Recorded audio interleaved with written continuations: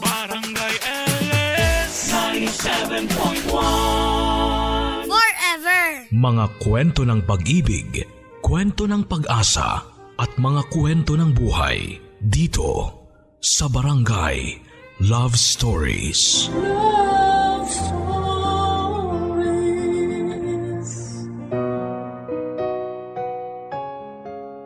Ang panganay sa magkapatid ng palaging dapat na pinakamalakas dahil siya ang magiging tagasalon ng responsibilidad ng kanyang mga magulang.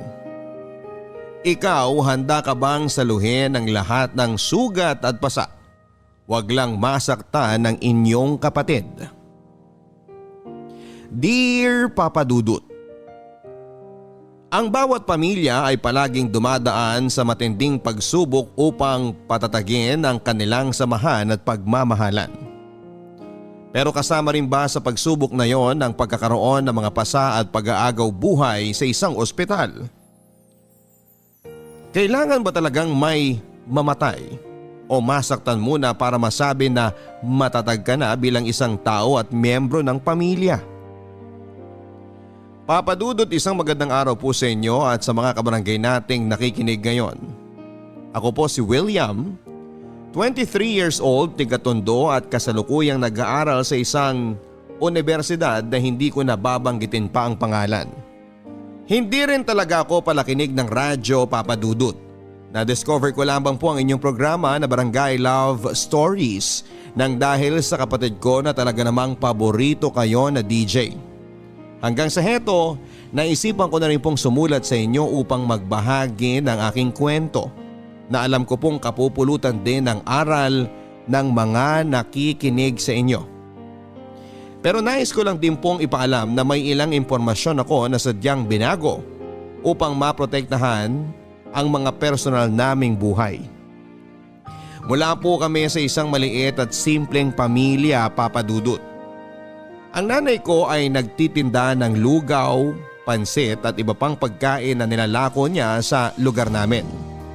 At ang tatay ko naman ay isang foreman sa construction. Dalawa lamang po kami ni Nina na magkapatid at ako po ang panganay. Kahit simple lang ang buhay namin noon, ay hindi naman kami hinahayaan na magutom ng mga magulang namin at mapag-aral sa isang maayos na eskwelahan. At hindi man palaging masarap ang ulam namin sa lamesa, ay palagi namang kaming masaya. Kaya lang, Papa Dudut, hindi rin pala panghabang buhay ang kasiyahan sa isang pamilya. Dahil ilang araw lang pagkatapos naming mag-celebrate ng aking 13th birthday, ay kinuha na sa amin ang poong may kapalang nanay ko. Na-stroke po siya habang naglalako ng pagkain. Nadala pa po siya sa ospital ni tatay pero dahil hirap din kami sa pera ay hindi siya nagawang operahan kaagad na dahilan upang bawian siya ng buhay. At mula nga po noong mawala sa amin si nanay ay malaki ang nagbago sa bahay lalo na sa tatay namin, Papa Dudut.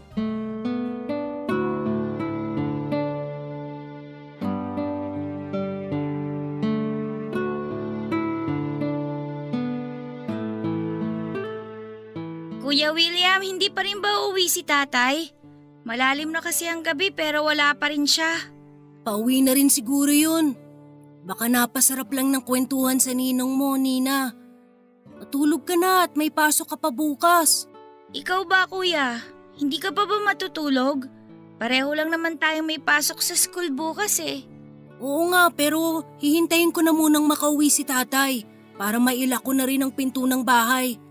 Basta kuya, dito ka sa tabi ko mamaya ah. Alam mo naman na natatakot ako kapag wala ka sa tabi ko. Wala naman akong ibang pwede na pwestuhan dito sa kwarto natin kundi sa tabi mo lang. Sige na, matulog ka na at lalabas na ako ng kwarto. Good night! Good night din, Kuya William!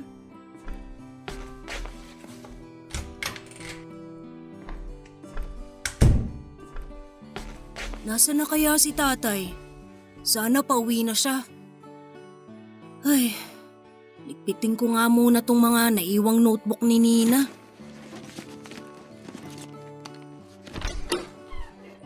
William, gising ka pa pala. pakialalahin mo nga ako at medyo nahihilo ako sa paglalakad ko. Tatay, ayos lang po ba kayo?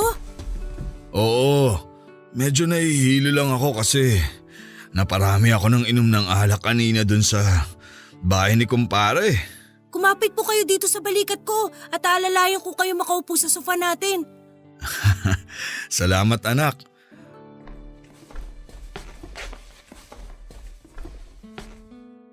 Dahan-dahan lang po sa pagupo at baka po mapabitaw kayo kaagad sa akin. Gusto niyo po bang ipaghain ko na rin kayo na makakain ninyo? Hindi na. Kumain na ako sa bahay ni kumpare. Tulog na ba ang kapatid mo? Opo, pero kani-kanina lang po. Mabuti naman kung ganon. Bakit pala gising ka pa? May pasok ka pa bukas ah. Hinihintay ko po kasi kayo makauwi. Hindi mo na dapat ginawa yun. Kaya ko namang asikasuhin ang sarili ko eh. Kaya ko kahit mahirap kasi nakasanayan ko nang nandyan palagi ang nanay niyo para sa akin. Para sa ating lahat. Tatay, lahat naman po tayo nahihirapan eh. Pero sigurado po ako na kung nakikita tayo ni nanay na nagkukulong sa lungkot dahil sa pagkawala niya, mahihirapan din siya kung nasan man siya ngayon. Kaya nga pilit po ako nagpapakatatag eh. Para po sa kapatid ko at sa inyo, tay. Sorry William. Hindi ko lang kasi alam kung paano magsisimula ulit eh. Mag-aapat na buwan na ang nakalipas mula nang mawala ang nanay niyo pero parang kahapon lang nangyari ang lahat. Ang sakit-sakit pa rin ang dibdib ko dahil sa pagkawala niya. Alam ko po na mahirap talaga. Pero wala naman po tayong ibang pagpipilian kung hindi unti-unting tanggapin ang katotohanan na kahit kailan hindi na natin makakasama pa si nanay. Ang isipin niyo na lang po, tay. Nandito pa rin po kami ng kapatid ko para sa inyo. Kasi ako po, kayo na lang ang kinukuhanan ko ng lakas ng loob eh. At paulit-ulit kong sinasabi sa sarili ko na kailangan ko maging matatag para sa inyo ni Nina. Kaya sana, ganun din po kayo, tay.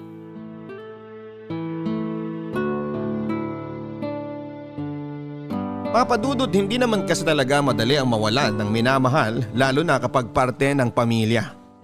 Pero kagaya ng sinabi ko kay tatay, wala namang kaming ibang pagpipilian kung hindi ang tanggapin ng lahat. Kahit na ilang beses pa po kasing magpakalasing si tatay o ilang beses pa po kaming umiyak na magkapatid ay hindi na muli pang mabubuhay si nanay. Hindi na namin siya makakasama kahit kailan. Wala nga po noong mailibing siya noon ay nangako ako sa sarili ko. Naiiwasan ko na ang umiyak. Ako kasi ang panganay at naniniwala ako na bukod kay tatay, ako ang kailangan na maging pinakamalakas at matatag sa aming lahat. Kaya hindi ko pwedeng ipakita sa kapatid ko na nalulungkot pa rin ako para hindi ko rin siya mahawahan ng lungkot ko. Umiiyak pa rin naman ako paminsan-minsan noong nawala na si nanay. Sobrang close din kasi kaming dalawa, Papa Dudut, pero sinisigurado ko na walang nakakakita o nakakarinig sa akin na umiiyak. Ayoko kasi talagang makita at maramdaman nila na mahina rin ako. Para sa akin na lang sila kumuha ng magiging lakas nila. Kahit papaano naman, Papa Dudut, ay nakitaan ko ng pagbabago ang tatay ko. Medyo hindi na siya nagpapakalasing at muli siyang bumalik sa maayos na pagtatrabaho. Kaya naman nakatulong din yon upang mabawasan ang lungkot na nararamdaman namin sa bahay. Kasi at least alam namin at ramdam naming magkapatid na nandyan pa rin si tatay para sa amin.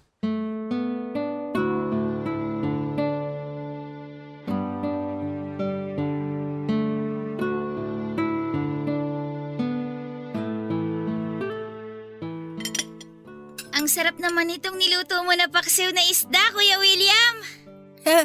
Mabuti naman at nagustuhan mo, Nina. Sorry, medyo na late na akong nakapagluto ng tanghalian natin. Umextra pa kasi ako ng pagbubuhat ng mga planggana ng isda sa palengke kanina para may maidagdag ako sa pambili ng pagkain natin. Ayos lang yun, kuya. Sabi ko naman sa'yo, sasamahan at tutulungan kita dun sa pa-extra-extra mo sa palengke. Yan naman ang hindi ko papayagan na mangyari.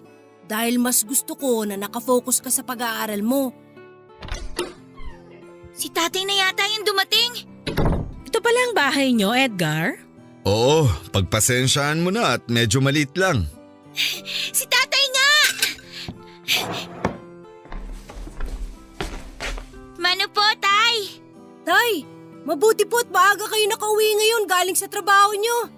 Tamang-tama po dahil nagluto ako ng paksiw na isda para sa tanghalian natin. Talaga? Mukhang masarap yan ah. Pero mamaya na ako kakain. Magmano pala muna kayo dito sa nanay Melinda nyo. Naku, Edgar ha? Ayoko ng mano-mano na yan at hindi pa ako matanda. Tay, sino po siya? Bingi ka ba? Hindi mo ba narinig na tinawag akong Melinda ng tatay mo? Kaya bata-bata mo pa, ang bingi mo na? Ano ka ba naman Melinda? Unang araw mo pa lang dito sa bahay, sinusungitan mo na kaagad ang mga anak ko.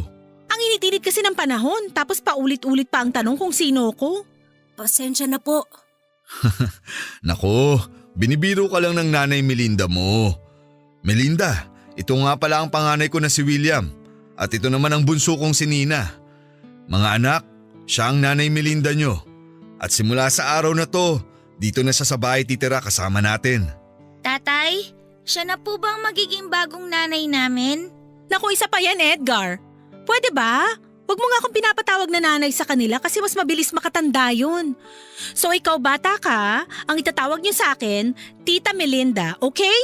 Tita lang. Sige po, Tita Melinda. Ano ba naman tong bahay niyo, Edgar? Hindi na nga kalakihan, ang init-init pa sa loob. O ikaw, ilabas mo nga muna yung electric fan niyo dito sa sala. Wala po kaming electric fan dito eh. Pasensya na po. Ano? Wala kahit isa? Ano ka ba naman, Edgar? Alam mo, hindi talaga ako tatagal sa bahay na to. Hayaan mo na Melinda. Bukas na bukas din ay bibili ako ng electric fan para sa'yo. Ibibili niyo rin po ba kami, tatay? Ang init-init na po kasi dun sa kwarto namin kahit sa gabi. Sige. Titingnan ko kung magkakasya ang pera ko. William, pumunta ka nga muna sa tindahan at bumili ka ng soft drinks. Samahan mo na rin ng yelo para mas malamig. Sige po, Tay. Papadudot yun po ang unang beses na nakilala namin si Tita Melinda. Ang sabi ni tatay ay ituring daw namin siyang parang nanay namin kahit ayaw niyang magpatawag na nanay. Kahit ako naman din po ay hindi ko gugustuhin na tawagin siyang nanay dahil napakalayo po niya sa tunay na nanay namin ang kapatid ko. Kung si nanay po ay simple lang manamit, mabait at palaging nakangiti, si Tita Melinda naman po ay maarte kung magsalita at palaging maikli ang kanyang suot na short o pang itaas at ngumingiti lang siya kapag kaharap niya si tatay. Sa totoo lang din po papadudot ay medyo sumama ang loob ko kay tatay ng mga oras na yon. Dahil halos wala pa pong isang taon mula nang mawala si nanay noon pero nagdala na kaagad siya ng isang babae para pumalit dito. Alam ko na nalulungkot talaga siya dahil sa nangyari. Pero hindi naman niya kailangan na humanap ng kapalit kaagad ni nanay para mapagtakpan ang lungkot na yon. Ganon pa man papadudot ay wala na rin naman kaming magagawa pang magkapatid kung hindi ang tanggapin si Tita Melinda sa bahay at ituring siya na parte ng aming pamilya. At kailanman ay hindi ko rin ipinakita noon kay tatay na masama ang loob ko dahil kay Tita Melinda. Ayoko naman kasi na magkagulo kami sa bahay. Isa pa ay mula nang dumating sa bahay si Tita Melinda ay napansin ko na hindi na masyadong nalulungkot si tatay. Yun naman ang mahalaga doon, papadudot, ang maging masaya si tatay at ang kapatid ko kahit may bago na kaming nanay. Papadudot, naging maayos naman po ang pakikitungo sa aming magkapatid ni Tita Melinda. Lalo na nga po kapag kasama namin si tatay. Palagi lang siyang nasa bahay pero siya rin naman ang madalas na nagluluto ng mga kakainin namin. Naglilinis din siya ng bahay at paminsan-minsan ay naglalaba ng mga damit namin. Medyo nag-guilty pa ako kasi ang naisip ko noon ay hinusgahan ko kaagad si Tita Melinda dahil lang sa pananamit niya at paraan ng kanyang pagsasalita. Kaya naman bumawi din ako sa pagtulong-tulong sa kanya sa mga gawaing bahay. At kapag nagkakaroon ako ng pera mula sa mga racket ko sa palengke, ay inaabot ko na sa kanya para pandagdag na pambili sa iluluto niyang ulam. Kaya lang papadudod sa paglipas ng mga linggo na kasama namin si Tita Melinda ay unti-unti pong nagbago ang ugali niya. Kung noong una ay ako ang kusa na nag-aabot sa kanya ng kaunti kong kita mula sa racket ko. Naging madalas na ang paghingi niya sa akin ng pera. At umiinit po ang ulo niya kapag wala akong naibibigay sa kanya. Pati po ang pagluluto at paglalaba ay hindi na rin niya ginagawa pa. Kung naglilinis man siya ng bahay, yun po ang mga araw na walang pasok si tatay sa trabaho. Minsan po ay sinabi ko sa tatay ko na sana ay tumulong sa mga gawaing bahay si Tita Melinda kagaya noong una. Kahit man lang sa pagwawali sa umaga. Pero ako lang din po ang pinagalitan ni tatay papadudot. At sinabi niya sa akin na bilang panganay, dapat ay nasasanay na ako sa mga gawaing bahay. Hindi yun palagi ko na lang daw inaasa sa kanila na matatanda ang lahat. Hindi na ako sumagot pa noon kahit may gusto pa sana akong sabihin at hinayaan ko na lang din si Tita Melinda na kumain at matulog na lang sa bahay namin. Hanggang sa kinailangang mawala sa bahay ng ilang araw ni tatay dahil sa trabaho niya.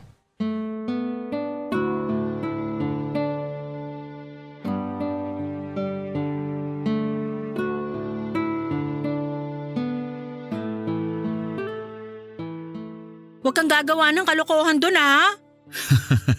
Siyempre hindi. Kilala mo naman ako at alam mo na ikaw lang ang babaeng mahal na mahal ko. Basta ikaw muna ang bahala dito sa mga anak ko ha. Oo, huwag ka mag-alala sa kanila. Alam mo naman kung gaano na kami ka-close ng mga batang to. Lalong-lalo na tong panganay mo. Di ba, William? Opo, huwag niyo po kaming alalahanin, Tay. At mag-iingat po kayo dun sa trabaho ninyo. Palagi kayong makikinig sa Tita Melinda nyo at huwag nyo siyang bibigyan ng sakit ng ulo. Ako na pong bahala sa kapatid ko, Tay. Alam na rin naman po niya ang dapat niyang gawin kapag walang pasok sa eskwelahan. O siya, aalis na ako at baka matraffic pa ako. Mag-iingat po kayo, Tay. Huwag niyo pong kalimutan ang pasalubong ko ha. Bye-bye! Ingat ka, Edgar. Bye! Sige, salamat. Bye!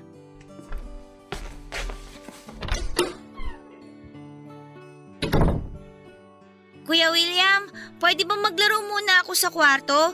Tapos na naman ako sa assignment ko eh. O sige, basta huwag ka masyado magkalat ha. Hoy, teka! Anong sinasabi mo maglalaro kang bata ka? Doon ka sa likod ng bahay at magwalis ka doon. At pagkatapos nun, maglaba ka na rin ha? Tambak na mga labahin natin at medyo nangangamoy na. Tita, ako na lang po ang gagawa ng mga yun. Kaya ko naman pong tapusin lahat ng yun. Liligpitin ko lang po yung pinag-almusalan natin tapos ako na po ang gagawa ng lahat ng utos ninyo sa kapatid ko. Teka nga, bakit ba marunong ka pa sa akin? Hindi naman po sa ganun. Ano bang sinabi ng tatay niyo kanina?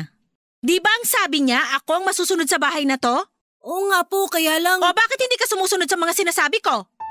Sabado po kasi ngayon, Tita Melinda. Gusto ko po sana na makapagpahinga muna ang kapatid ko mula sa gawaing bahay. Ikaw kay bata-bata mo pa. Akala mo kung sino ka nang makasagot sa akin ah. Tita, kaya ko naman po talagang gawin ang lahat ng pinapagawa ninyo. Hindi nga pwede dahil may iba kang gagawin. Ha? Ano po yun? May bibigay ako na address sa'yo. Puntahan mo mamaya pagkatapos mong iligpit ang mga kalat sa lababo. Pero ano po bang gagawin ko dun? Naghahanap kasi ang kaibigan ko ng pwedeng maglako ng mga paninda niya. Nirekomenda kita kaya magsisimula ka na mamaya. Tuwing Sabado at Linggo o sa mga araw na wala kang pasok sa school nyo, pupunta ka dun sa kaibigan ko para magtrabaho. Naintindihan mo? Pero paano naman po yung mga school project na kailangan kong gawin tuwing araw na walang pasok? Eh di gawin mo pagkatapos ng trabaho mo. Ito naman napakahina ng utak kahit kailan. O ikaw Nina, magwalis ka na dun sa likod para matapos mo rin kagad yung mga labahin mamaya. Papasok na ako ng kwarto ko at medyo inaantok pa ako. Walang mag-iingay ha? Kapag nagising ako sa mga ingay nyo, malilintikan kayong dalawa sa akin. Papa Dudut, hindi ko po alam kung nagbago ba ang ugali ni Tita Melinda o sadyang ganon talaga siya. Wala po kasi nang umalis si tatay sa bahay namin at nagstay in sa pinagtatrabahuhan niya, ay bigla na lang pong naging hindi maganda ang pakikitungo sa amin ni Tita Melinda. Mas lalo po siyang naging tamad sa bahay, naging palautos at palasigaw kung makipag-usap sa aming magkakapatid. Wala na siya halos ginawa kung hindi ang literal na kumain, matulog at manood ng TV. Dahil kahit mga sarili niyang damit ay kami rin ng kapatid ko ang naglalaba. At kagaya nga po ng sinasabi niya, ay pinasok niya ako ng trabaho sa isang tindahan ng kaibigan niya. Sa mga araw na wala akong pasok sa eskwelahan, buong araw ako naglalako ng mga siomay at gulaman. Pero ni barya sa pinagpagurang ko na trabaho noon ay hindi ko po nahawakan, Papa Dudut. Dahil kay Tita Melinda po diretsyo na ibinibigay ng boss ko ang kinikita ko. Paminsan-minsan ay naririnig ko na kausap niya si tatay sa cellphone at palagi niyang sinasabi na pasaway daw kami at matitigas ang ulo. Naririnig ko rin na sinasabi niyang pinagtitiisan niya kaming kasama. Kahit ang totoo po, kami ang sobrang nagtitiis sa masamang ugali ni Tita Melinda.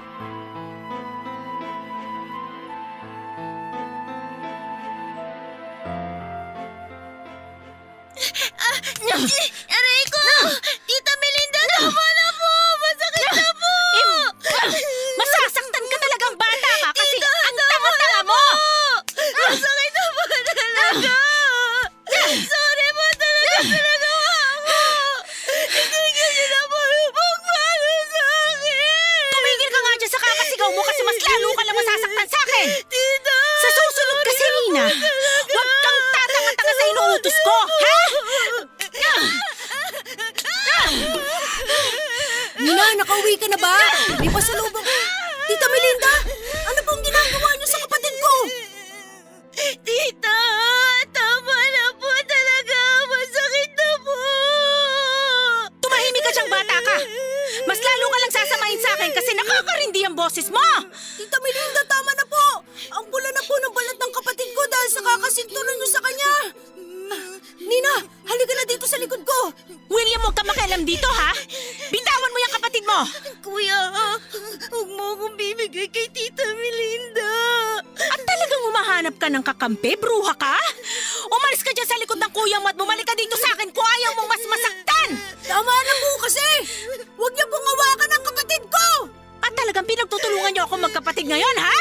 Napakabastos niyong mga bata kayo! Ganyan ba talaga kayo pinalaki ng nanay niyo? Huwag niyo pong idamay ang nanay namin dito. Pa bakit? Siya naman talaga nagpalaki sa inyo, di ba? Kaya ganyan kayo kababastos at walang modo! Hindi niyo naman po kasi kailangan banggitin ng nanay ko eh. At hindi niyo po kailangan saktan ng kapatid ko dahil wala naman siya ginagawang mali sa inyo. Ayun! Nakikialam ka kahit hindi mo naman alam kung anong nangyari. Hindi ko naman talaga sinasaktan yung kapatid mo eh. Tinuturuan ko lang ng leksyon dahil sa katangahan niya. Nang dahil sa kanya, nasira ang mga damit ko! Hindi ko naman po sinasadya. Tsaka sinabi ko naman po sa inyo na hindi talaga ako marunong magplancha eh. Eh di ba nga tinuruan na kita kanina? Ikaw, Nina, pala sagot ka talagang bata ka eh. Dapat talaga sa'yo, pinuputulan na sungay habang maaga pa. Halika dito, tuturuan kita kung paano dapat... Tama na po. Hayaan niyo na lang po ako na magtama sa mali ng kapatid ko. Ako na lang po magpa-plancha ng mga damit niyo. O bakit? Sa tingin mo ba maaayos pa ng pagplancha mo ang nasirang damit ko nang dahil sa katangahan ng kapatid mo? Hindi na! Naku! Nanggigigil talaga ako sa inyong magkapatid! Pare-pareho kayong mga tanga! Pakiramdam ko nang dahil sa inyo tatanda ka agad ako eh! Diyan na nga kayo! Mga buwisit! Ayos ka lang ba, Nina? Oo, Kuya William. Medyo masakit lang tong likod ko at saka braso ko dahil sa pagpalo sa akin ni Tita Melinda. Huwag ka mag-alala. Gagamutin natin yan. At pagkatapos, kakainin natin tong pasalubong ko sa'yo na pandikoko. Yay! May pandikoko ako! Paborito mo to, di ba? Kaya naisipan kong bilhin to nang may matira sa bahan ko kanina eh. Tara, punta muna tayo sa kwarto natin.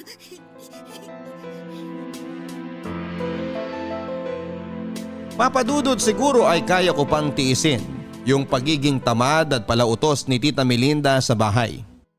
Pati na rin yung pagpapatrabaho niya sa akin sa negosyo ng kaibigan niya. Kahit wala akong kinikita ni barya para sa sarili ko. Okay lang din sa akin kahit ako na ang magluto ng mga kakainin namin sa pang-araw-araw. Pati na ang maglaba at magplansya ng lahat ng mga damit niya. Pero ang hindi ko kakayanin sa lahat ay ang makita na sinasaktan niya ang kapatid ko. Malayo pa naman ang bahay namin mula sa kapitbahay kaya wala halos nakakarinig sa amin kapag sumisigaw kami dahil sa pananakit ni Tita Melinda. Naiyak na rin po talaga ako ng araw na yon, Papa Dudut, pero pinigilan ko lang ang sarili ko. Ipinakita ko sa kapatid ko na kaya ko siyang ipagtanggol mula kay Tita Melinda. Gusto kong maramdaman niya na hanggat kasama niya ako ay magiging safe siya. Kaya lang, Papa Dudut, habang tumatagal po ay mas nagiging mabigat ang mga kamay ni Tita Melinda sa aming magkapatid. Pati na rin ang mga salitang binibitawan niya. Palagi niya kaming minumura at sinasaktan physically. Palagi ko namang tinatanggap ang mga palo o hampas na ginagawa niya sa kapatid ko. Kaya lang ay hindi sa lahat ng oras ay magkasama kami sa bahay ni Nina. Kaya nagagawa niya pa rin saktan ang kapatid ko kapag wala ako doon. Papadudod, sa totoo lang ay gusto ko na pong lumaya sa bahay namin at isama ang kapatid ko. Sinabi po kasi ni Tita Melinda na na-extend sa trabaho si tatay at ilang araw pa bago siya makakauwi ng bahay noon. Habang tumatagal din po kasi ay mas pinapahirapan kami ni Tita Melinda. Mabuti sana kung ako lang ang sinasaktan niya o kaya ay palagi kong nababantayan at naipagtatanggol ang kapatid ko. Kaya lang ay hindi.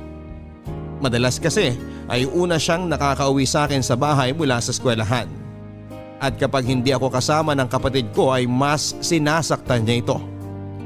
Ang palagi niyang dahilan ay dinidisiplina niya lang ang kapatid ko kahit na wala naman itong ginagawang mali. Ilang beses ko pong pinag-isipan noon na maglayas na lamang kaming pareho. Pero wala naman po akong alam na pwede naming puntahan.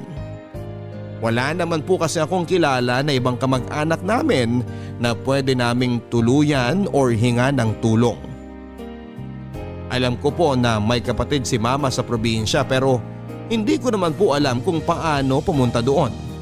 Kaya ang naisip ko na lamang na paraan para makalaya na kami sa mabigat na mga kamay ni Tita Melinda ay ang makauwi si tatay at malaman niya ang lahat. Sigurado ako na kapag sinumbong namin sa kanya ang pagmamaltrato sa amin ni Tita Melinda ay kaagad niya itong paaalisin sa bahay namin.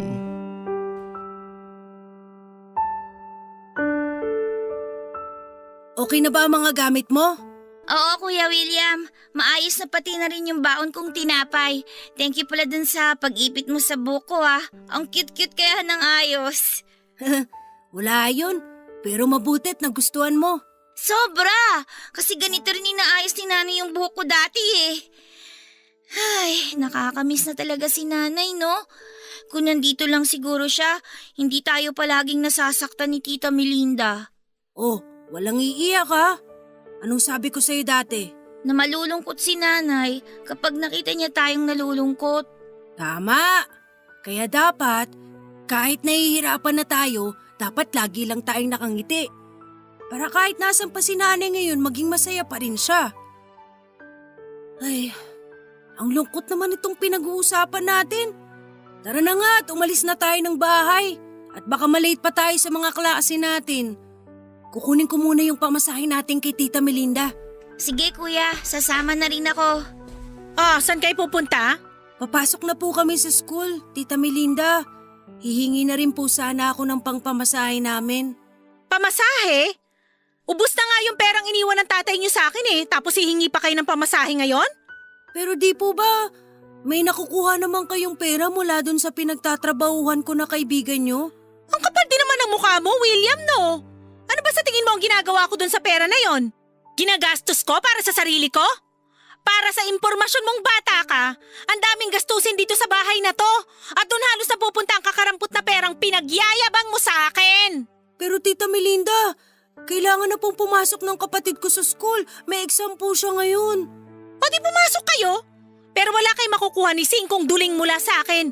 Kaya kung gusto nyo talagang pumasok, lakarin nyo ang halos 5 kilometro na daan papunta doon sa school nyo. Tapos ang usapan. Ay nako, kayo talagang mga bata kayo kahit kailan ay sinisira nyo ang umaga ko. Makalabas na nga muna ng bahay na to nang makahinga naman ako ng maginhawa.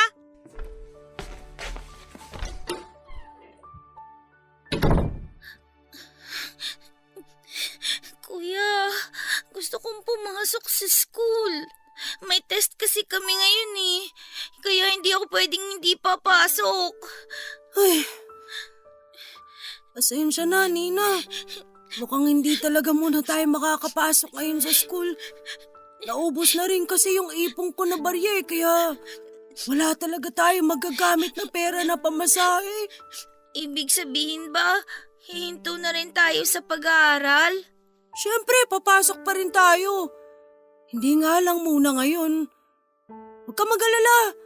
Kasi nung narinig ko si Tita Melinda nakausap si tatay nung isang araw, sabi niya na sa susunod na linggo ay baka makauwi na rin si tatay. At kapag nandito na si tatay, sasabihin natin sa kanya lahat ng pananakit na ginagawa sa atin ni Tita Melinda. Sigurado ko na papaalisin ka agad siya ni tatay, kaya konting tiis na lang muna ha. Magiging masaya din ulit tayo kagaya ng dati.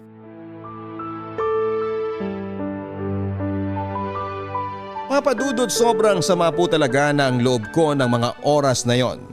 Hindi na rin kasi kami talaga pinapasok pa ni Tita Melinda sa eskwelahan ng kapatid ko kahit noong sumunod pang mga araw. Palagi niyang sinasabi na wala na siyang pera, pero madalas naman siyang pumunta sa mga pasugalan na malapit sa bahay namin. Umaalis siya ng umaga at paggabi na kung umuwi ng bahay.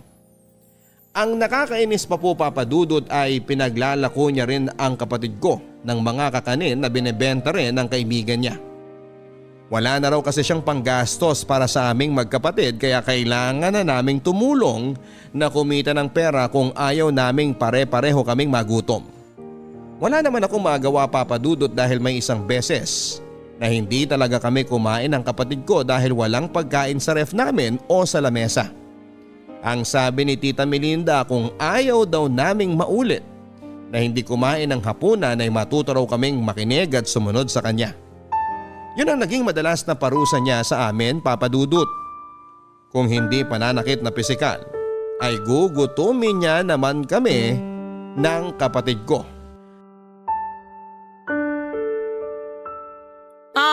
Wala kayong ilalako na pagkain ngayon dahil may lalakarin daw yung kaibigan ko. Kaya pagkatapos niyong mag-almusal, maglaban na kayo at linisin niyo tong buong bahay. Ako na lang po maglalaba at maglilinis ng bahay. Hindi! Ikaw ang magplansya, William, dahil baka masira na naman ang tatanga-tanga mong kapatid ang damit ko kapag siya ang gumawa nun.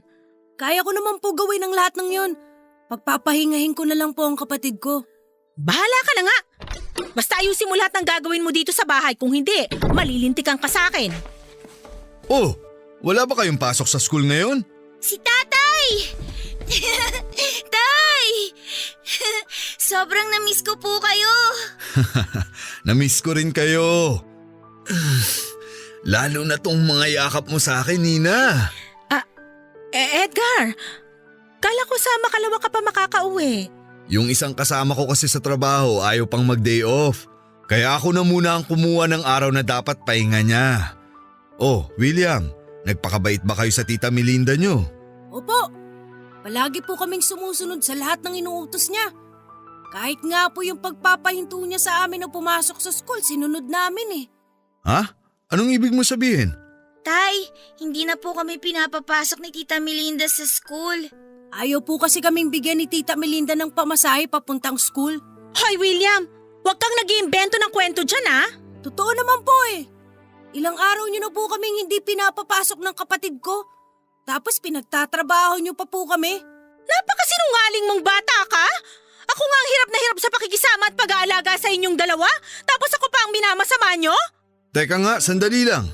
Melinda, ano ba talagang dahilan at hindi pumapasok ang mga bata sa eskwelahan ngayon? Lunes na Lunes ah. Paano yung mga anak mo? Nahuli ko naglalakwatsa nung isang beses na sinundan ko sila. Sa halip na nasa loob sila ng school nila, nasa isang kainan sila sa plaza at nakatambay. Magkasama pa silang dalawa. Hindi po totoo yan. O ano? Ako pang gagawin mong sinungaling ngayon? Hindi naman po kasi talaga totoo ang sinasabi niyo eh. Oo nga po. Ilang araw niyo na po kaming hindi pinapapasok sa school kasi ang sabi niyo wala na po kayong pera. Ayan! Kita mo na yung mga anak mo, Edgar! Kung makipag-usap sa akin, napakabastos! Sa ilang linggo na wala ka dito sa bahay, ganyan silang dalawa sa akin! Palagi nila akong binabastos at pinagtatasan ng boses! Tapos ako pa ang lalabas sa masama sa pagdidisiplina na ginagawa ko sa kanila! Tita Melinda, gusto ko lang naman po malaman ni tatay ang totoong nangyayari dito sa bahay kasi… William, tama na yan. Sumusobra ka na sa pagsagot mo sa tita Melinda mo. Hindi kita pinalaking bastos, kaya ayusin mo yung pananalita mo. Pero tay, sinasabi ko lang naman po ang totoo. Sabi nang tumahimik ka na eh. Kung hindi, malilintikan ka sa akin. Edgar, wala naman akong problema kung ayaw sa akin ng mga anak mo. Pero sana naman wag nila akong binabastos ng ganyan. Gusto ko lang naman silang lumaki ng maayos eh, kaya medyo dinidisiplina ko sila. Minamasama pa pala nilang dalawa. Pasensya ka na, Melinda. Huwag kang mag-alala. Kakausapin ko sila mamaya at pagagalitan. Lalo na yung panganay ko na si William.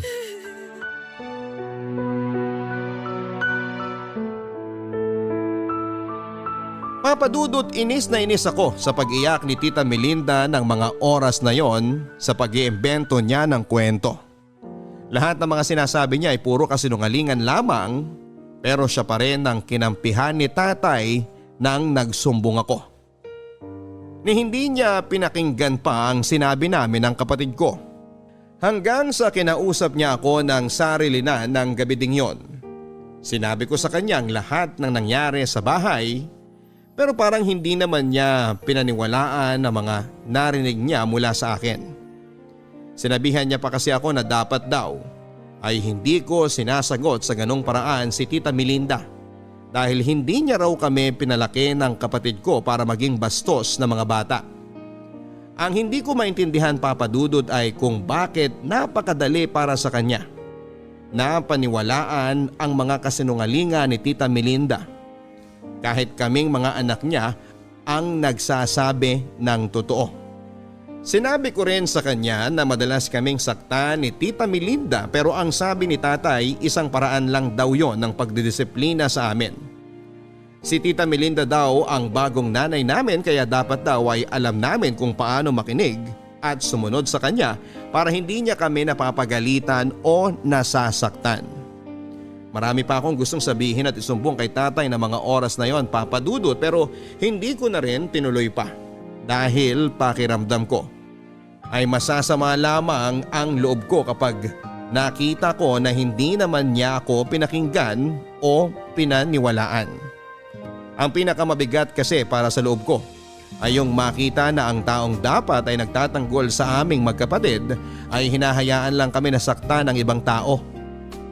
Naiiyak tuloy ako noon sa naisip ko na siguro kung hindi maagang kinuha sa amin si nanay, hindi namin mararanasan ng kapatid ko ang lahat ng paghihirap na yon. At mananatili kami sa simple pero masayang pamilya. Papadudod sa 2 araw na nasa bahay si tatay ay naging maayos muli ang pakikitungo ni Tita Melinda sa aming magkapatid. Siya na ulit ang nagluluto ng mga pagkain at naglalaba ng mga damit namin. Pati ang paglilinis ng bahay ay siya pa rin ang gumagawa. Hindi rin muna nila kami pinapasok sa eskwelahan dahil kakausapin daw muna ni Tita Melinda ang teacher namin kapag umalis na si tatay papunta sa trabaho niya. Naniwala po kasi talaga si tatay sa mga sinabi ni Tita Melinda na hindi kami pumapasok na magkapatid at nagbubulakbol daw kaming dalawa. Palagi ring sinasabi ni Tita Melinda na sa mga araw na wala si tatay sa bahay noon, si Tita Melinda raw ang palaging gumagawa ng lahat ng mga gawaing bahay at wala raw kaming ibang ginawa kung hindi ang kumain at manood ng TV. Isang beses ay pinagtanggol ko ang kapatid ko at sinabi kay tatay na kaming dalawa talaga noon ang naglalaba at nagpaplansya ng mga damit. Sinabi ko rin na nasaktan pa nga ni Tita Melinda si Nina dahil nasira nito nang hindi sinasadya ang damit ni Tita Melinda. Kaya lang nagsisi ako noon, Papa Dudut, dahil sinabihan ako ni tatay na itigil ko na raw ang paggawa ng kwento at paninira kay Tita Melinda. Dahil hindi na raw niya hahayaan na maging sakit pa kami sa ulo nito. Matuto na lang daw kaming magkapatid na makisama kay Tita Melinda dahil siya na raw ang magiging nanay namin sa ayaw man o sa gusto raw namin.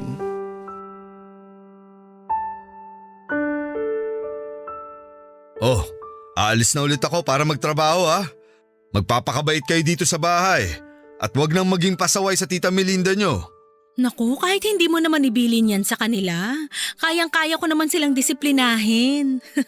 Tay, kailan po kayo ulit uuwi? Pagkatapos lang siguro ng 1 linggo, nandito na ulit ako sa bahay. Tay, sana po wag na kayong magtrabaho ulit sa malayo.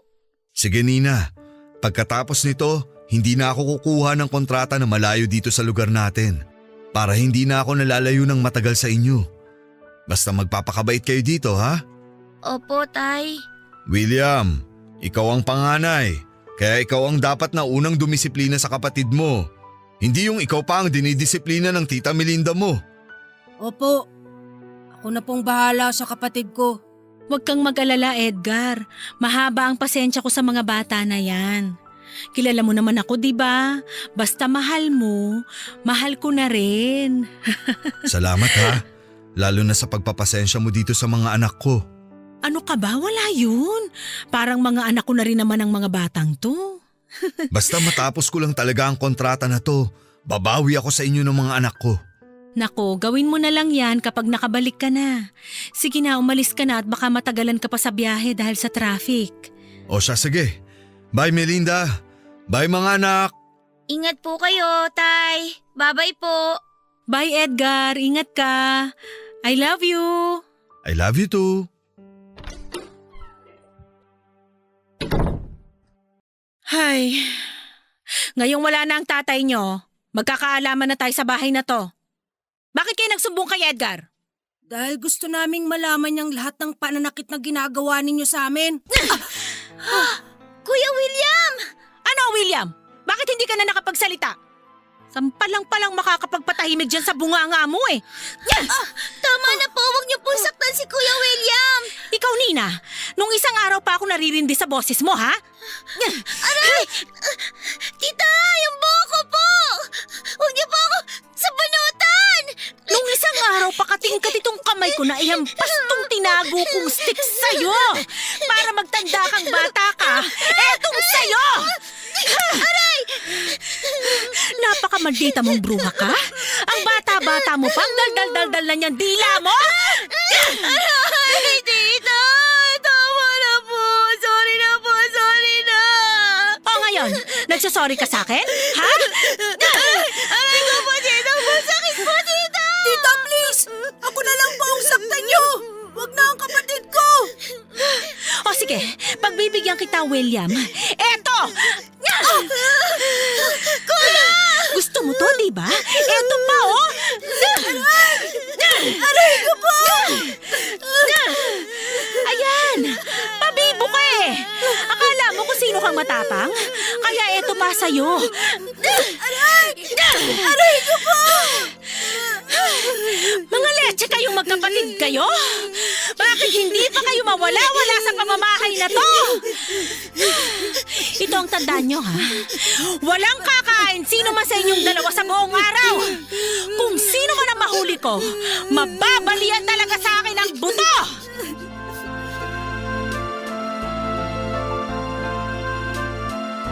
Papa Dudut, halos hindi po ako makatayo o makakilos dahil sa ilang beses na malakas na paghataw ni Tita Melinda sa akin ng stick na kawayan na hawak niya. Tumama yon sa iba't ibang parte ng katawan ko at pati na rin sa mukha ko. Huminto lang si Tita Melinda sa pananakit na ginagawa niya sa akin nang mapagod na siya. Inihagis niya ang stick na hawak niya sa kung saan at kumuha ng kadena at padlock. Nilak niya muna ang mga cabinet kung saan nakalagay ang pagkain na uwi ni tatay bago siya lumabas ng bahay. Narinig namin na pinulupot niya ang kadena sa pintuan at sinabi niyang walang makalalabas sa amin ng bahay dahil ipapadlock niya kami sa loob. Nang makaalis na nga si Tita Melinda ay sinubukan naming buksan ang pinto. Doon namin nalaman na sarado nga ito. Kaya wala na kaming ibang nagawa kung hindi ang magkayakap na lang na umiiyak. Hindi ko na rin talaga napigilan ang sarili ko na maiyak noon, Papa Dudut. Hindi lang dahil sa mga latay ng sugat na nasa katawan ko kung hindi dahil naaawa ko sa kapatid ko.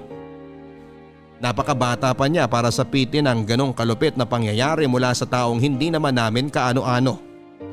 Kaya nga mas okay talaga para sa akin na ako na lang ang sumalo lahat ng sigaw, mura at pananakit na pisikal ni Tita Melinda kaysa sa nakababata kong kapatid. Mas gusto ko yung saluhin kasi ako ang panganay at mas matanda sa aming dalawa. At gusto kong tuparin ang pangako ko kay nanay na gagawin ko ang lahat para maprotektahan lang ang kapatid ko.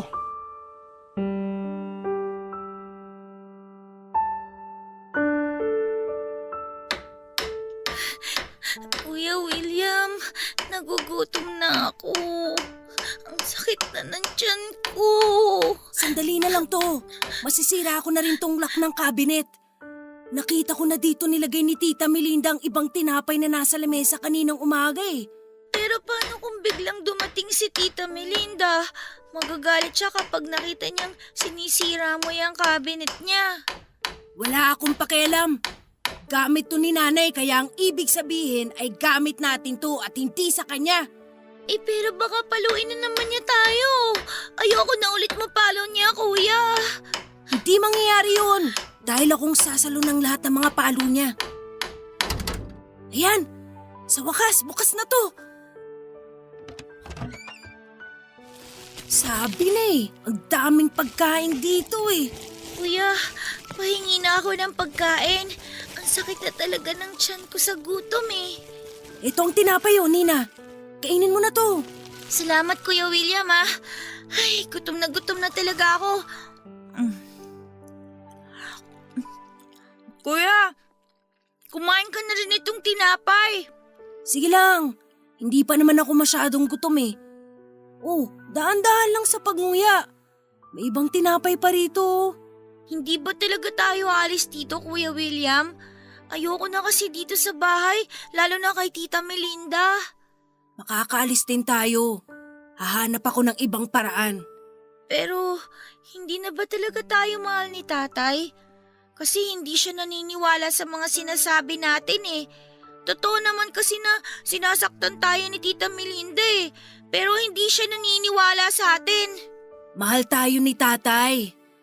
Siguro kasi hindi niya naman nakikita ang totoong ugali ni Tita Melinda kaya nahihirapan siyang paniwalaan ang sinasabi natin. Basta ubusin mo na yung tinapay para makapagpahinga na rin tayo sa kwarto pagkatapos.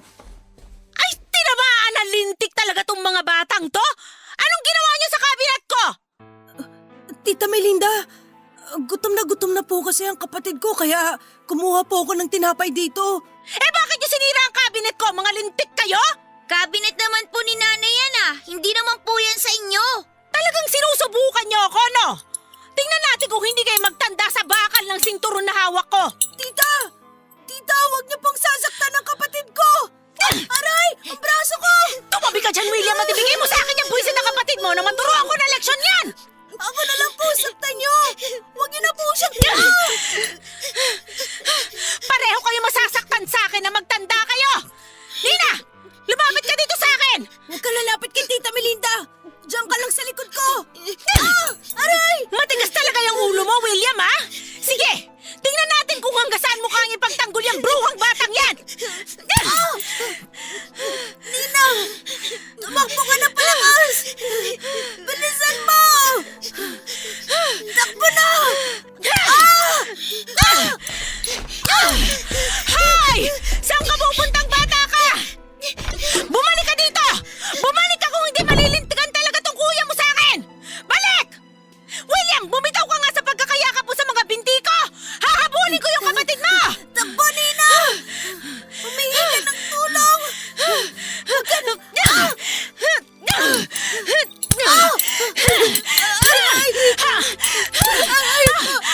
bumitaw, ha?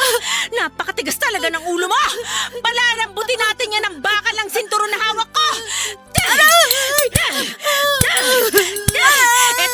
Etong bagay sa'yo! Magtatanda ka na talaga ditong bata ka! Hindi mo makakalimutan tong araw na to! Aray! Tama na po!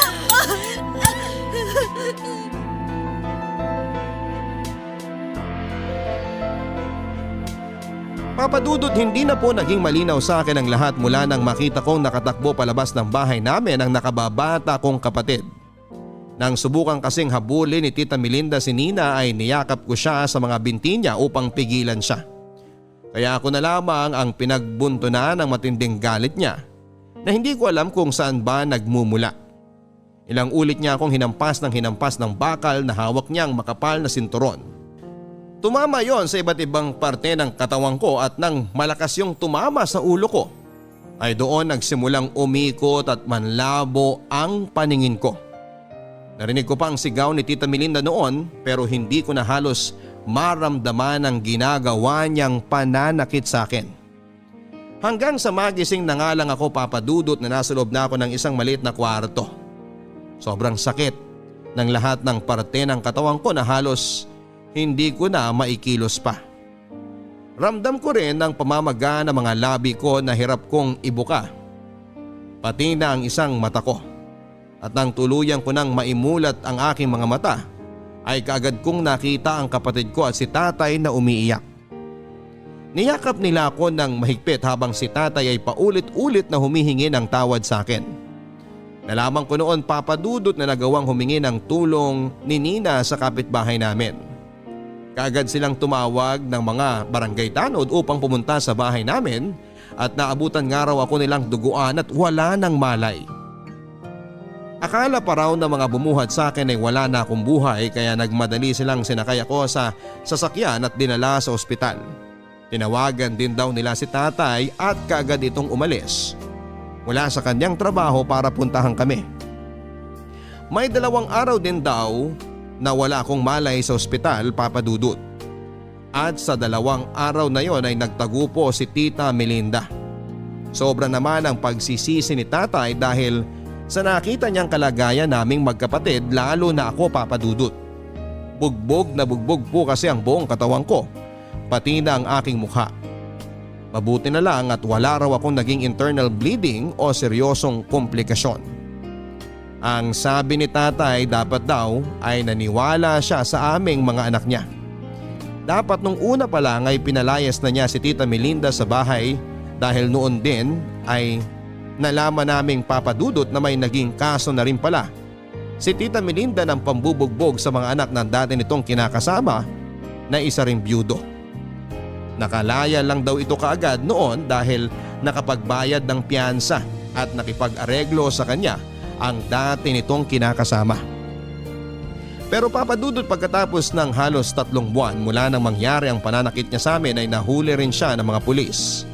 At sa pagkakataong yon ay sisiguraduhin daw ni tatay na hindi na ito makakalaya pa dahil gagawin daw niya lahat para mabigyan ng hustisya ang ginawang pagmamaltrato sa amin ni Tita Melinda. Ngayon po, Papadudot, ay may 10 taon na ang nakakalipas mula nang sapitin naming magkapatid ang mapait na karanasan na ito sa kamay ni Tita Melinda. Nahirapan kami noon pero nagawa naming muling maging masaya ang bawat umaga sa aming buhay. Lalo na at tinupad ni tatay ang pangako niya na hindi na siya muli pang lalayo sa aming magkakapatid. Nagtrabaho na lamang siyang malapit sa bahay at hindi na rin siya nag-asawa pa. At ngayon po ay graduating na ako sa college at umaasa ako na magsisimula ng mas maging maayos at maginhawa ang buhay namin kapag nakatulong na ako kay tatay sa pagpapaaral sa kapatid ko. Dahil yun naman talaga ang gusto kong mangyari. Ang manatili kaming buo at palaging masaya na magkakasama. Papadudot, salamat po sa pagpili at pagbasa nitong sulat ko mula sa daang-daang libo na nagpapadala ng sulat sa inyo sa araw-araw at sana nakapag-iwan din ng aral sa ating mga kabarangay ngayon ang kwento ng buhay ko na anumang pagsubok na dumating sa atin ay kailangan nating magpakatatag. para sa mga taong mahalaga sa buhay natin. Ang inyong forever kapuso at kabarangay, William.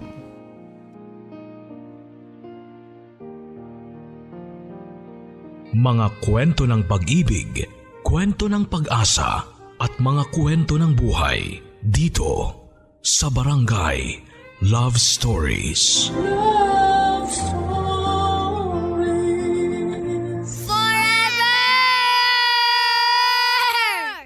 Ang mga kwento ng pag-ibig, kwento ng buhay at kwento ng pag-asa dito sa Barangay Love Stories. Love Stories.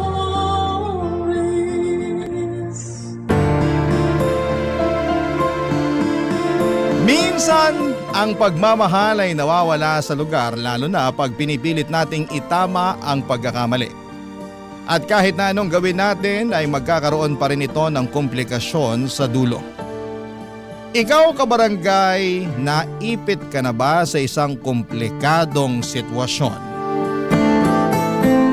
Dear Papa Dudut, magandang araw sa inyo at sa mga kabarangay natin na nakatutok sa Barangay Love Stories. Isa ako sa mga libu-libo ninyong tagapakinig at panatiko ng inyong programa sa radyo.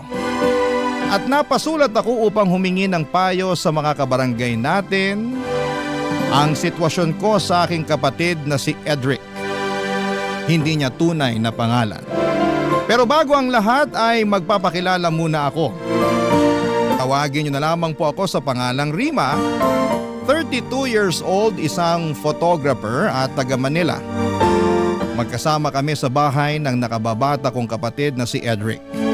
Nagtatrabaho sa abroad ang mga magulang namin at kahit gustuhin ko nang bumukod ng tirahan ay hindi ko magawa dahil nakiusap sila na bantayan namin ng kapatid ko ang bahay namin dito nga sa Manila. Hindi naman kami mahirap pero malayo rin sa pagiging mayaman. Siguro ay may kaya lamang dahil parehong masipag magtrabaho ang parents namin. Pero katulad ng ibang pamilya ay hindi rin perpekto ang sa amin, Papa Dudut. At ang pinakamalaking isyo ko ay ang pagiging sutil at pasaway ng nag-iisa kong kapatid, Papa Dudut.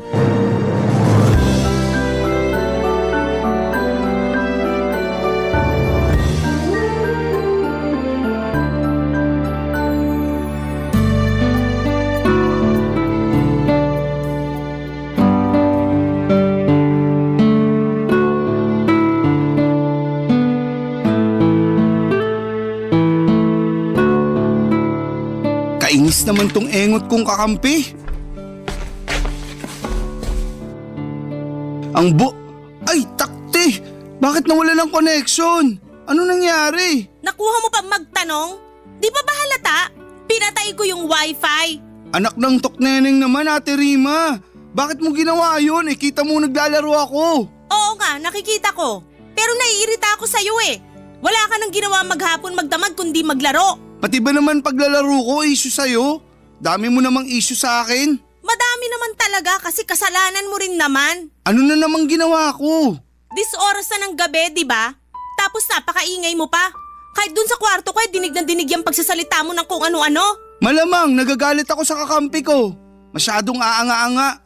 Pero ngayon, sa'yo na ako nagagalit kasi masyado kang epal. At ako pa talaga ang epal? Sino pa nga ba? Alangan naman ako, ikaw ang nagpatay ng wifi kahit na naglalaro ako. Kung di ba naman epal tawag dun? Sige nga. Wag na wag mo ako matawag-tawag na epal, Edric ha? Ako pa rin ang ate sa ating dalawa. Hindi ko naman nakakalimutan yun. Pero para yatang masyado mo nang ginagamit ang pagiging ate mo sa ating dalawa. Bakit? Masama ba yon? Hindi, pero nakakainis na kasi. Lagi na lang, porke ate kita, ikaw na ang dapat masunod. Sino pa ba ang dapat masunod? Ako naman ang mas matanda sa ating dalawa. Yun na nga eh. Saka wag mong questionin ang pagiging ate ko kasi di naman ako pala utos sa'yo. Saka kung makapagsalita ka dyan, akala mo kung sino kang pinagbabawalan na gawin ang gusto mo ah. Ang hinihingi ko lang naman konting konsiderasyon, lalo na't gusto ko sana magpahinga. Pero di ko magawa kasi napakaingay mo. Bakit di ka na lang mag-earphone kung naiingayan ka pala sa akin? Bakit di mo na lang kaya i-zipper yung bunganga mo para di na maingay? Para namang pwede kong gawin yun. Pwede namang itikom mo eh, pero pinipili mo lang na hindi gawin. Ay nako, Parehong-pareho talaga kayo ni Lola na masyadong istrikta.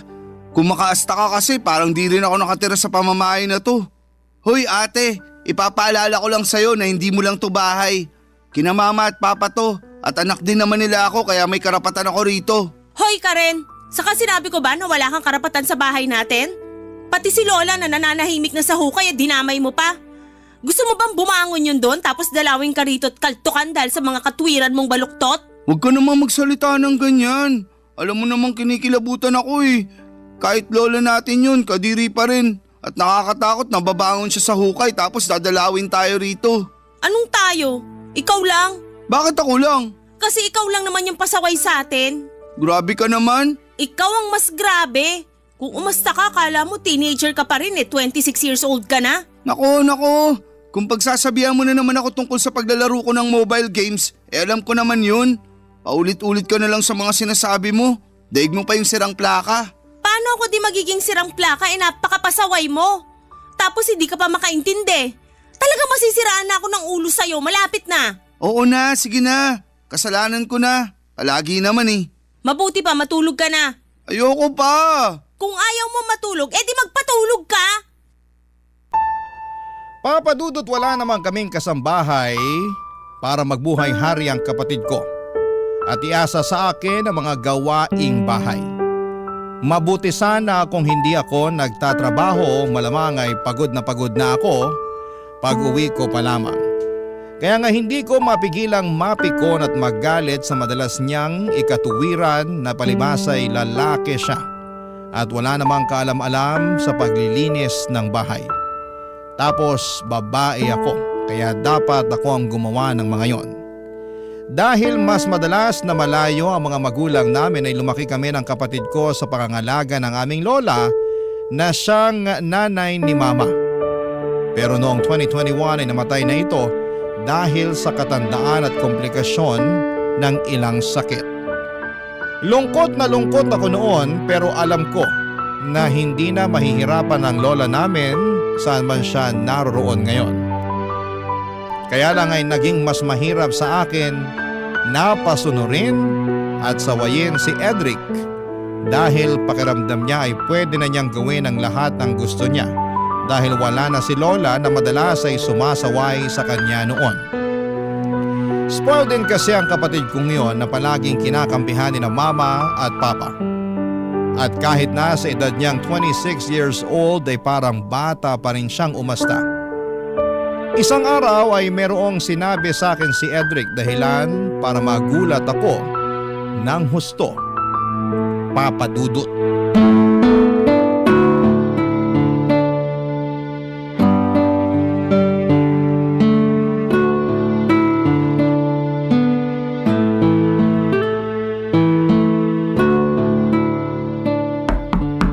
Bukas yan. Ate Rima, busy ka ba? Medyo. Marami kong ini-edit. Mamaya na yan. Usap muna tayo. Tungkol saan ba yon? Basta. Anong basta? Di ba pwedeng sabihin mo na ngayon? Pwede naman pero papasok muna ako sa kwarto mo, pwede? Pwede, pero hanggang dyan ka lang sa may pinto. Grabe ka talaga sa akin. O sige, dyan ka na lang sa likod ng pinto. Sa likod ng pinto? Eh di sa labas na yun. Ano ba kasing sasabihin mo? Sabihin mo na kaysa nagpapaligoy-ligoy ka pa dyan. Sinasayang mo lang oras mo, kita mong dami ko pang trabaho. Ate naman eh. Ano nga yon? Ano kasi? Huwag kang magagalit ha. Depende kung ano na naman yung ginawa mo. Sobra ka naman. Parang lumalabas eh. Wala na akong ginawang matino. Kung may matino ka mang ginawa, mabibilang lang sa mga daliri ko sa kamay. Pero kung kalokohan, kasutilan at pagiging pasaway, lagpas na sa lahat ng mga daliri ko sa kamay at paa. Kaya ano, sabihin mo na kung ano yung gusto mong sabihin. Sige, pero... Ay, bahala na nga. Pero gusto ko lang sabihin na magiging tita ka na. Ha? Sorry, pero parang nabingi yata ako. Ano uli yung sinabi mo? Sabi ko, magiging tita ka na. Paano nangyari yon? Kasi magkakaanak na ako. Ha? Uulitin ko na naman ba yung sinabi ko? Hindi. Pero seryoso ba yan? Magkakaanak ka na? Oo. Pero wala ka namang girlfriend ah. Akala mo lang wala, pero meron. At hindi mo man lang pinakilala sa amin nila mama at papa. Bago pa lang naman kami. Gaano ka bago? 1 buwan. Tapos nabuntis mo na agad? Siyempre, magaling tong kapatid mo. Binida mo pa talaga yan sigurado ka na ba dyan sa pinasok mo? Hindi naman sa pag-aano, no? Pero hindi biro-biro ang pagkakaroon ng anak. Alam ko naman yun. Tsaka feeling ko ready na naman ako para magkaanak. Ang tanda ko na kaya. Ayoko namang dumating yung punto na uugod-ugod na ako tapos tsaka pa lang ako magkakaanak. Kaya ikaw ate, mag-anak ka na rin. Sige ka.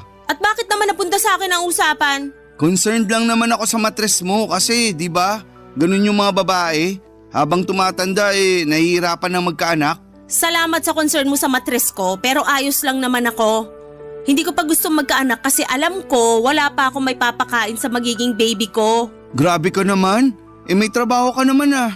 Oo nga, pero di pa sapat ipon ko. Siyempre tutulungan ka ng Barangay Love Stories. Love Stories. Maraming nagagawa ang pag-ibig sa buhay natin. Pwede nitong gawing matalino o bobo ang isang tao. At pwede ring dumating sa punto na maging bulag na tayo sa kasinungalingan ng iba. Ikaw kapuso, handa ka bang magsinungaling para lamang makuha ang pagmamahal ng taong espesyal sa buhay mo?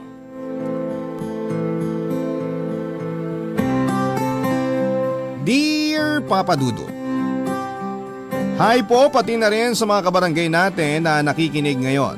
Itago nyo na lamang po ako sa pangalang Ivy. 26 years old, taga Iloilo at nagtatrabaho sa paggawaan ng sapatos dito lang din sa amin. Minsan akong nagtrabaho noon sa Maynila at doon ko na-discover ang inyong radio program na Barangay Love Stories. Kaya naman nang magdesisyon akong dumito na lamang sa probinsya namin ay palagi ko nang inaabangan ng inyong mga Facebook Live streaming. 4 pala kaming magkakapatid at ako ang pangalawa, Papa Dudut. Nasa high school ako at college naman si ate nang mamatay si Papa nang dahil sa sakit niya sa atay. At mula noon ay medyo naghirap na ang buhay namin. Huminto sa pag-aaral si ate at nagtrabaho sa Maynila. Nang makatapos naman ako ng high school ay sumunod ako sa kanya na magtrabaho doon. May 2 taon ang lumipas nang magdesisyon si ate na magtrabaho sa abroad para hindi na kami nahihirapan sa pagpapadala ng pera kay nanay sa probinsya. Sa Singapore siya noon pumunta at namasukan na domestic helper. Hindi nagtagal, Papa Dudut, ay niyaya na rin ako ni ate na magtrabaho sa abroad kasi may kilala raw siya na pwedeng makatulong para mapadali ang proseso ng mga papeles ko. Nasa tamang edad naman ako noon kaya naisip ko na pwede na rin siguro yon. Para kahit papaano ay mas gumaan pa ang buhay ni nanay. Sumang-ayon ako sa plano ni ate kaya lang ay hindi naman kami magkasama dahil sa isang factory sa Taiwan ako na ipasok ng agency.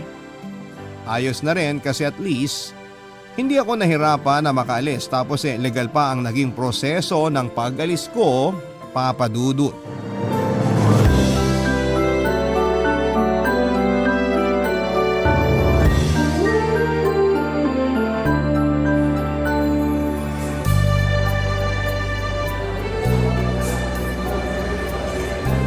Kumusta po si Bunso, Mama? Mas maayos na ang pakiramdam niya ngayon. Hindi na po ba siya sinisikmura? Hindi na mula nung mapacheck up ko siya kahapon. Binigyan na kasi siya ng doktor ng gamot para hindi lumala yung ulcer niya. Ay, puti naman at hindi na lumala pa ang pagsakit ng sikmura niya. Pagsabihan niyo nga po siya, huwag makiuso sa diet-diet na ginagawa ng mga kaibigan niya. Naku, yan din nga ang sinabi ko sa kanya mismo nung makauwi kami dito sa bahay na hindi naman niya kailangang mag-diet kasi hindi naman siya mataba. Palibhasa kasi nagdadalaga na ang kapatid mo kaya nakikisabay sa uso. Baka ang ibig niyong sabihin, nagdadalaga na kaya nagiging maarte sa katawan. Aba, yung ibang tao nga wala na halos makain tapos siya, hindi niya kakainin yung mga pagkain na meron dyan sa bahay? Baka gusto niya bawasan natin ang school allowance niya para hindi siya makabili ng pabango o makeup niya. Hayaan mo ko na yung kapatid mo at napagsabihan ko na rin naman siya. Ikaw ba, Ivy? Kumusta ka naman dyan sa Taiwan? Okay naman po, Mama. Okay, pero parang malungkot yung boses mo ah. May problema ka ba? Wala naman po. Namimiss ko lang po kayo kaya bigla akong nakaramdam ng lungkot ngayon. Ay, miss ka na rin namin ng mga kapatid mo. Lalo na yung mahihigpit na yakap mo sa akin. Bakit po umiiyak na kayo, Mama? Pati po tuloy ako naiiyak na rin dito. Pasensya ka na, Ivy, ha?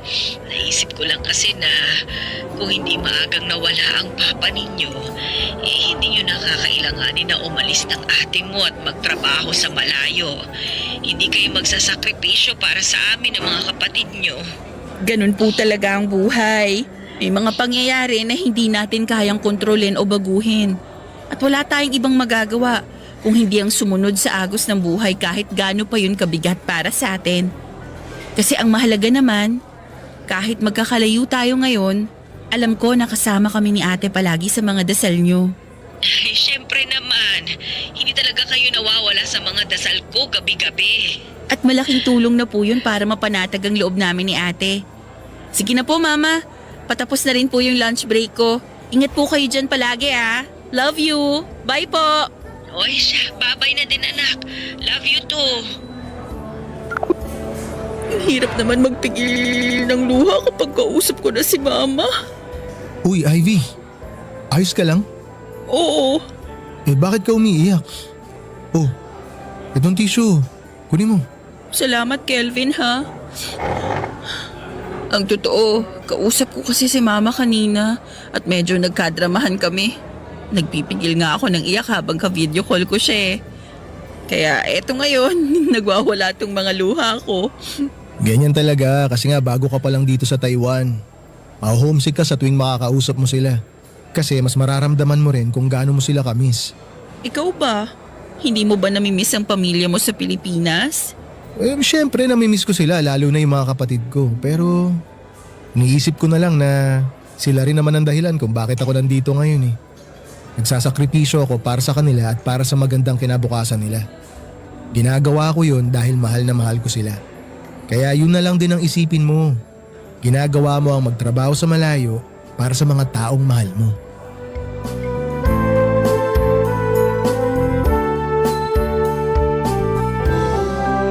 Papa Dudut, hindi pala talaga madali ang maging OFW.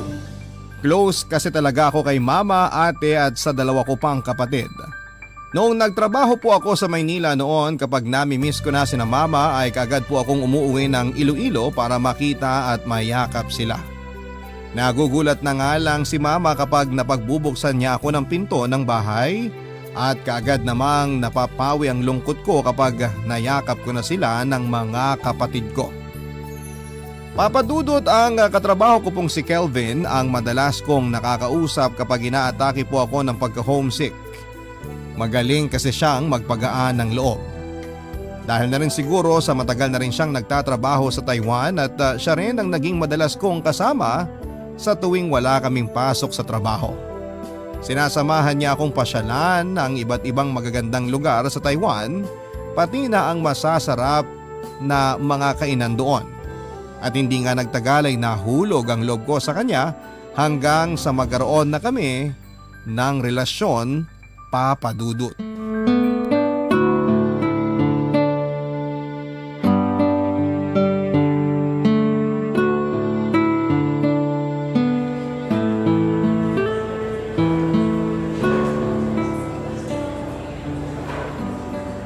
Oo nga, gipit lang talaga ako ngayon. Pasensya ka na kung yun lang ang napadala ko sa'yo. Basta babawi na lang ako ng overtime sa mga susunod na araw. Akala ko nasa... Ay, sorry, may kausap ka pala sa cellphone sige na. mo. Kakain na ako ng tanghalian. Tawagan na lang kita ulit mamaya, ha? Bye. Ivy, sorry hindi na ako nakapagpaalam sa'yo kanina. Dumiretso lunch break na ako. Ayos lang kasi halos magkasunod lang din naman yata tayong dumating dito sa kantin. Sino pala yung kausap mo? Ano lang, yung kapatid ko. Malapit na raw kasi yung enrollment nila kaya ayun, pinapaalala niya lang sa akin na kailangan ko raw dagdagan yung padala kong pera sa kanila. Sino naman sa mga kapatid mo yung tumawag sa'yo? Yung sumunod sa'yo? O yung mas bata pa? Ay, yung sumunod sa akin. Kasi nasa college na siya ngayon eh. Di ba? Hindi ko alam kasi wala ka naman masyadong kinukwento tungkol sa kanila. Hindi rin naman natin kasi sila kailangan pag-usapan masyado. Ano nga palang niluto mong ulam para sa lunch natin ngayon? Sinigang na baboy sa katortang talong. Eto, ilalagay ko na dito sa lamesa natin ang mga baunan ko. Wow! Ang sarap naman ng binaon mong pagkain. Alam ko kasi na namimiss mo na yung ganyang pagkain. Kaya gumising talaga ako na maaga kanina para makapagluto. Salamat, Ivy ah. Mapaparami na naman ako ng kanin nito. Sa susunod, ikaw naman ang ipagluluto ko. Promise yan ah. Oh, kumain ka lang muna ng kumain. Napansin ko rin kasi na parang nangangayayat ka na. Talaga ba? Baka dahil sa kaka-overtime ko to. Siguro nga. Ang sipag mo naman kasi masyado eh. Kelvin, matanong ko lang. Kailan mo ako ipapakilala sa pamilya mo? Bakit parang masyado ka namang nagulat sa sinabi ko? Oh, etong baso ng tubig oh. Minom ka muna. Sorry. Salamat.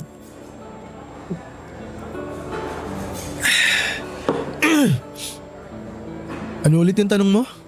Kung kailan mo ako ipapakilala sa pamilya mo. Kailangan pa ba yun? Oo naman. Siyempre. Pero na lang kung hindi ka pala seryoso sa akin. Ivy, alam mo naman kung gaano ako kaseryoso sa relasyon natin, di ba? Noong una pa lang kitang makita, gusto na talaga kita. At kagaya mo, seryoso ako sa kung ano man ang namamagitan sa ating dalawa. Kung totoo yung sinasabi mo, bakit hindi mo pa ako ipakilala sa pamilya mo? O kahit sa parents mo man lang muna? Kasi nga, masyado pang maaga para isipin natin ang mga bagay na tungkol dyan. May tiwala ka naman sa akin, di ba? Oo, meron. Oh, yun naman pala eh. Basta i-enjoy na muna natin yung mga oras na magkasama tayo dito sa Taiwan. Promise, kapag umuwi na tayo ng Pilipinas, ipapakilala kita agad sa buong angkan namin.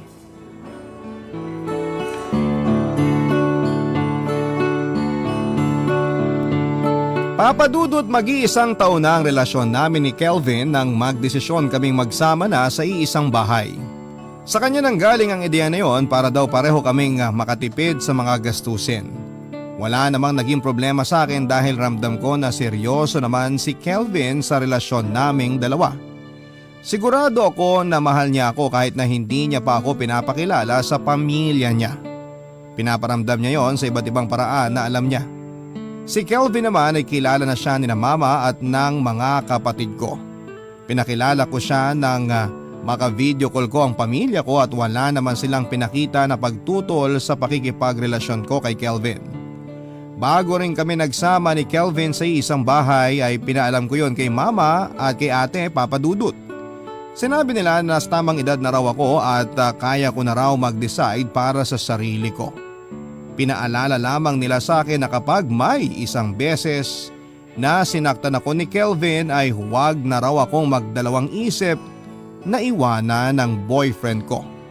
Huwag na huwag ko raw gagawing kawawa ang sarili ko para lamang sa relasyon namin ng lalaking mahal ko. At palagi rin nilang pinapaalala na mas piliin at mahalin ko pa rin ang sarili ko kesa sa ibang tao.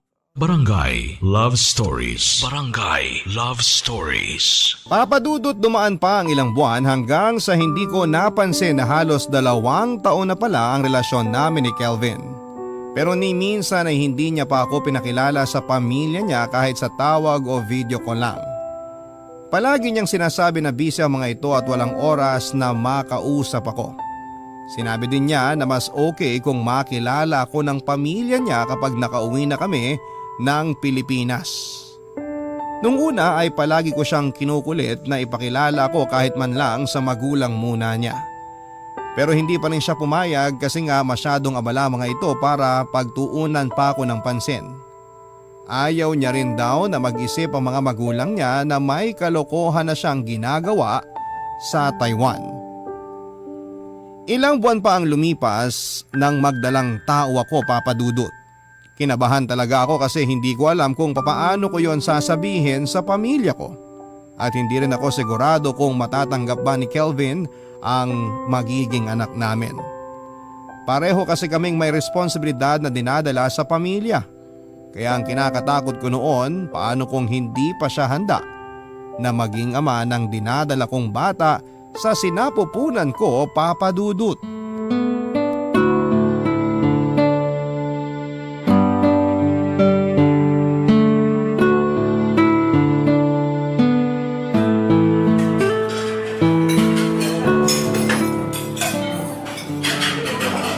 Grabe!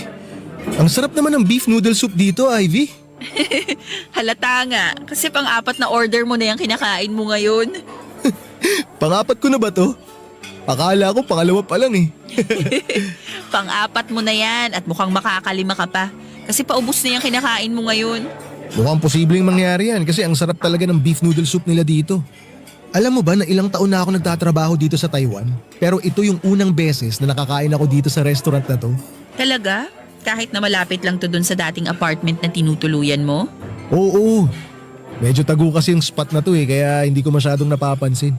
Sa bagay, tama ka dyan na hindi masyadong pansinin ng restaurant na to. Narecommend lang din naman sa akin to ng isang katrabaho natin. Akala ko nga napuntahan mo na to dati. Naku, hindi pa talaga, maniwala ka. Pero mukhang mapapadalas na ang pagde-date natin dito kasi nga ang sarap talaga ng mga pagkain nila.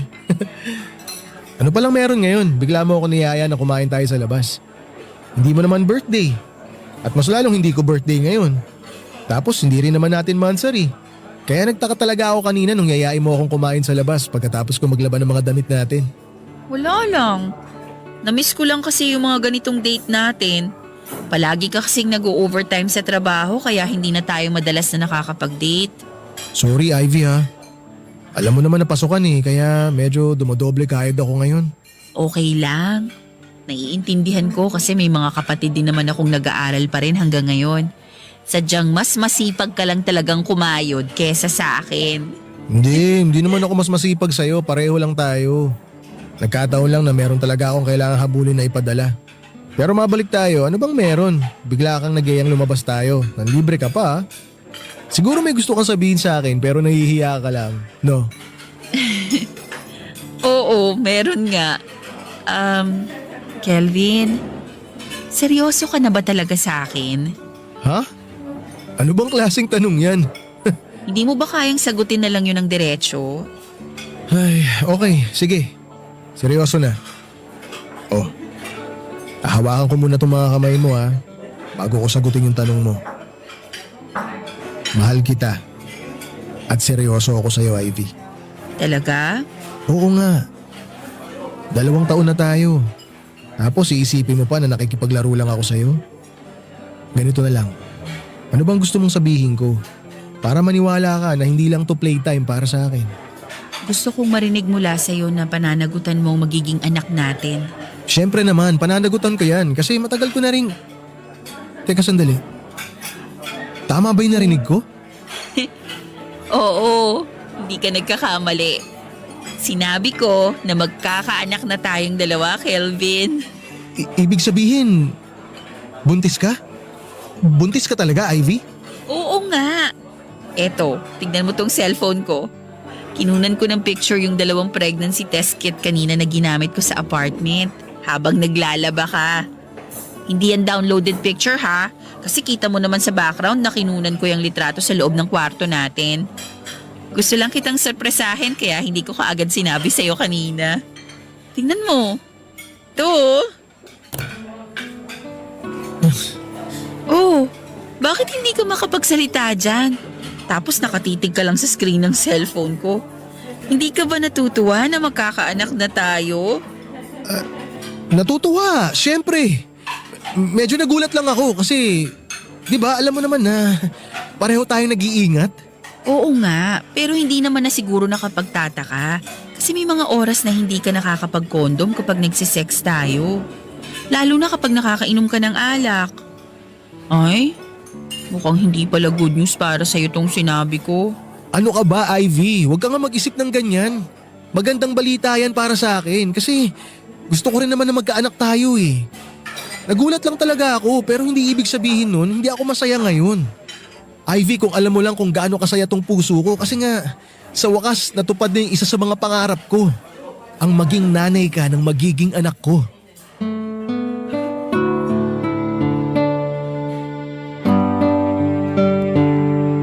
Papadudot, nakita ko ang pagkagulat sa mukha ng partner kong si Kelvin nang sabihin ko sa kanya ang tungkol sa pagbubuntis ko.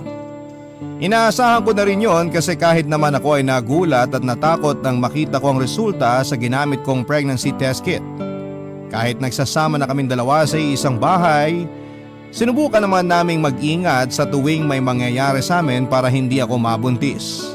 Pero naisip ko noon, siguro ay oras na rin para makapagsimula kami ng bagong stage ng relasyon at buhay namin ni Kelvin. Nangako naman siya na hindi niya kami pababayaan ng magiging anak namin. Sinabi din niya na matagal niya ng pangarap na maging tatay at masaya siya na ako ang magiging nanay ng unang anak niya. Simula raw kasi nang maging kami ay wala na siyang ibang nakitang babae na gusto niyang makasama sa panghabang buhay. Ako lang yon at pangarap niya raw na mabuo kami bilang isang pamilya balang araw.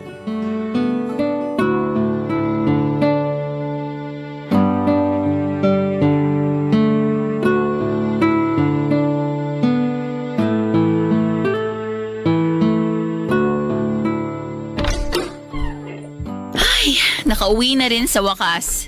Oo nga eh. Mas matagal pa yung pinila at biniyahe natin kumpara sa check-up mo dun sa OB mo. Gusto mo ng juice, Ivy? Kahit tubig na lang okay na sa akin. Okay, sige. Kukuha kita sa ref. Dami na rin kasing pasyente dun sa klinik ni doktora. Pero mabuti na lang at mabilis din tayong natapos sa ginawa niyang pag-check up sa akin at dito kay baby. Tapos ang bait pa ni doktora. Kaya parang ang bilis lang ng oras habang kausap ko siya kanina. Ang sabi ng mga katrabaho natin na nagrekomenda sa kanya, mabait daw talaga yung si doktora. Siguro kasi dahil Pinoy din siya. Ayun nga lang, medyo malayo talaga yung klinik niya kaya ang tagal din nung naging biyahe natin. Sinabi mo pa, dun talaga ako sa biyahe natin napagod. Ito yung tubig mo, Ivy, oh. Salamat. Kanina pa rin talaga ako nauuhaw eh. Halata nga kasi naubos mo yung 1 litrong tubig na baon natin kanina. Sorry na, ang init kasi sa labas kaya nauhaw kami ni baby. Uy, oo nga pala Kelvin. Nang lumabas ka saglit kanina habang magkausap kami ni doktora, tinanong niya ako kung kailan ba daw natin planong magpakasal. Magpakasal? Eh kasi 'di ba mas mahirap i-process ang pagpapalit ng apelyido ng anak natin kung sakaling naipanganak ko siya nang hindi pa tayo kasal. Yun din ang sinabi ni doktora kanina. Kaya ang sagot ko na lang sa kanya, magpapakasal tayo bago ako manganak. Ivy, dati pa nating napag-usapan to, di ba? Mas marami tayong dapat na i-prioritize kesa sa kasal na yan. Tulad ng vitamins yun ni baby, mga gamit ni baby at iba pang mga gastusin. Hindi pa nga kompleto yung ipon natin para sa panganganak mo eh. Alam ko naman yun. Gusto ko lang na marinig mula sa'yo na napapakasalan mo rin ako. Oo naman, darating din tayo dun, pakakasalan din kita. Pero ang isipin muna natin ngayon yung tungkol kay baby. Alam mo, excited na talaga ako malaman kung ano yung gender ng baby natin eh. Ako rin excited na. Nakaka-excite din kung ano yung papangalan natin sa kanya kung sakaling babae o lalaki siya. Kelvin, alam mo, naisip ko na mas okay siguro kung tanungin din natin ang mga magulang mo tungkol dyan. Ha? Bakit naman bigla silang napasok sa usapan? Bigla lang din kasi silang pumasok sa isip ko na baka may maibigay sila na maganda o gwapong pangalan para sa magiging anak natin. Hindi mo pa rin ba pinapaalam sa kanila na magkakaroon na sila ng apo sa'yo? Eh, hindi pa. Kasi hindi pa naman kailangan eh. Anong ibig mong sabihin hindi pa kailangan? Kelvin, karapatan nilang malaman ang tungkol dito sa pinagbubuntis ko. Malalaman din naman nila yan, pero hindi pa muna ngayon. Eh bakit nga hindi pa pwede ngayon? Pag-uusapan na naman ba natin to, Ivy? Sinabi ko naman na sa'yo yung dahilan, di ba?